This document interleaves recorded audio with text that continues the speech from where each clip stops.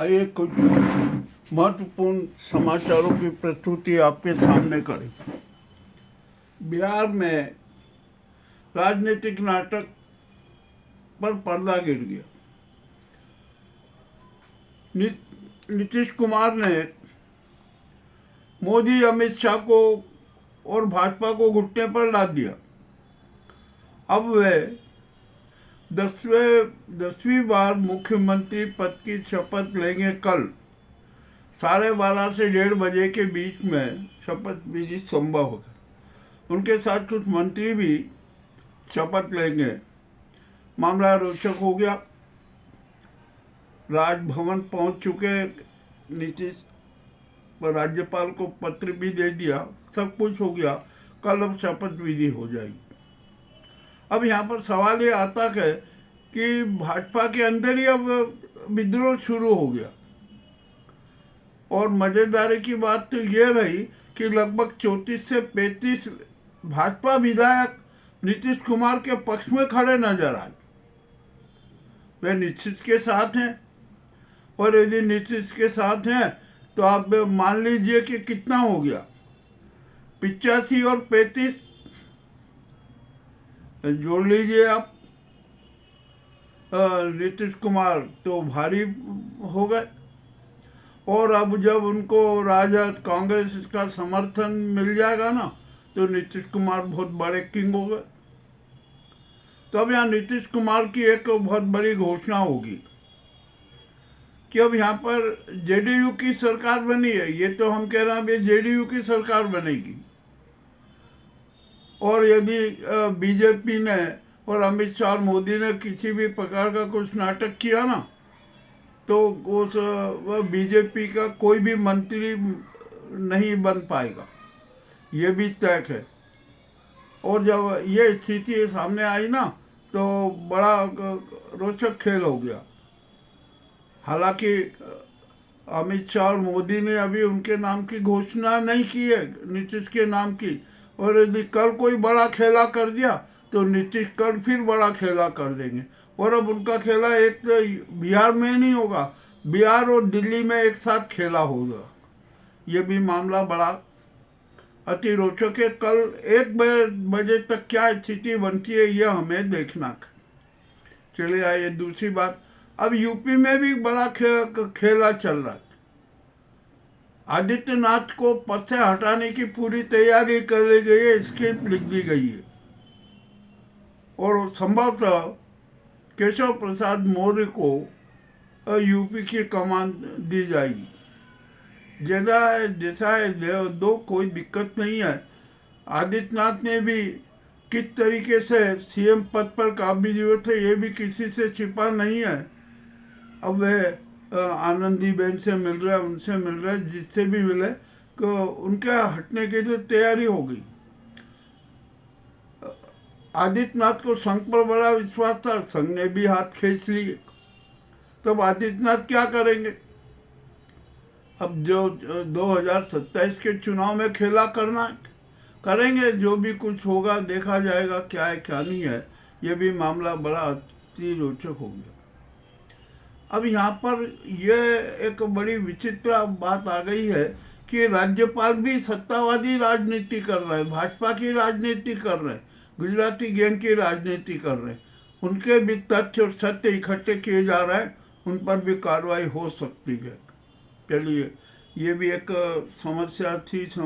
अब यहाँ पर केंद्र की इस गुजराती गैंग की सरकार के बारे में भी बड़ा विचित्र स्थिति बनी हुई है।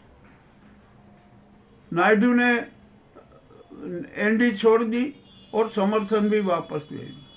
नीतीश पहले ही घोषणा कर चुके हैं कि वो भी अब अपना समर्थन वापस ले लेंगे। कल सीएम की शपथ लेने के बाद उनका नया खेल शुरू हो जाएगा। ठीक है। अब महाराष्ट्र में शिंदे ने भी अपना रुख बताना शुरू कर दिया।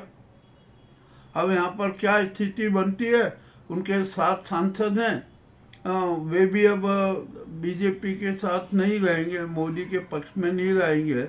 और जो उनके जो सहयोगी, जो उनके जो खेमे के 12-13 मंत्री है ना, वो तो अब बैठक में नहीं जाना कैबिनेट की, ठीक है, वहाँ पर भी विद्रोह हो जाएगा। अब क्या होता है क्या नहीं होता के देखते हैं। शिंदे और शरद पवार में भी बैठकें चल रही है, सब कुछ हो रहा है। मामला बड़ा यहाँ पर भी बिगड़ चुका है। अब देखते हैं क्या होता है क्या नहीं होता। और यहाँ पर नितिन गडकरी जी भी खुलकर मैदान में। उनके करीबन 30 से 32 समर्थक सांसद हैं। वे भी इस मोदी सरकार, गुजराती गैंग सरकार के पक्ष में नहीं है।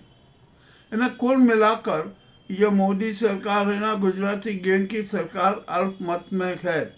किंतु हमारे जो राष्ट्रपति महोदया है ना, वे झट्टा से चुके, उनको कुछ नजर नहीं आ रहा, मुंह बधिर हो गई है। अरे नजर तो सब कुछ आ रहा है, परंतु वे दबी हुई है, क्योंकि इस गुजराती गैंग ने उन्हें अपने हाथों की कठपुतली बना लिया। ठीक है, अब वो भी समय बदलेगा ना तो सब कुछ वो हो जाएगा। अब आइए हम यहाँ चुनाव आयोग की बात करते हैं।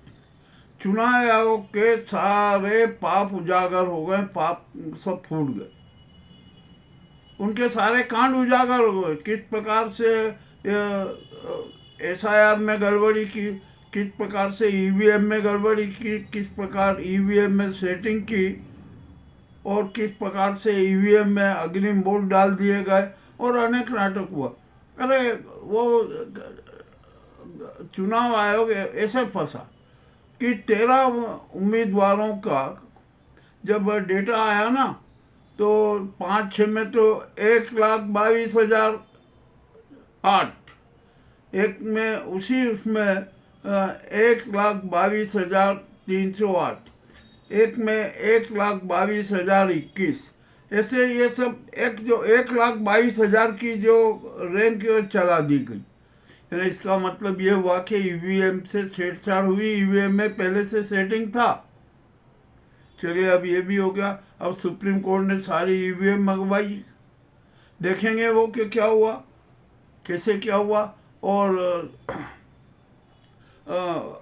चुनाव आयोग ने जो अपने SIR सूची के मान से 7,42,000 वोटर्स की दी थी, मगर वोटिंग हो गया 7,45,00,000, जबकि 7,42,00,000 की सूची थी। तो 7,45,00,000 का मतदान कैसे हो गया, 3 लाख मतदाता कैसे बढ़ गए। और यही जो 3 लाख मतदाता है ना, EVM में सेट किए गए। मामला फंस गया, चुनाव आयोग तो फंस ही गया किसी भी तरीके से। अब जो भी होता है क्या होता है। अब यह बंगाल में जो खेला हो रहा है चुनाव आयोग का, अब तो वहाँ पर BLO भी विद्रोह कर रहे हैं। अरे BLO की मौतें हो रही है, आत्महत्या कर रहे हैं, तो क्या मतलब है आपको।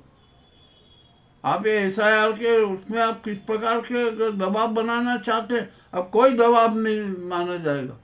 और मैं आपको एक बात और बता दूं, हमारे मध्य प्रदेश में अन्य जगह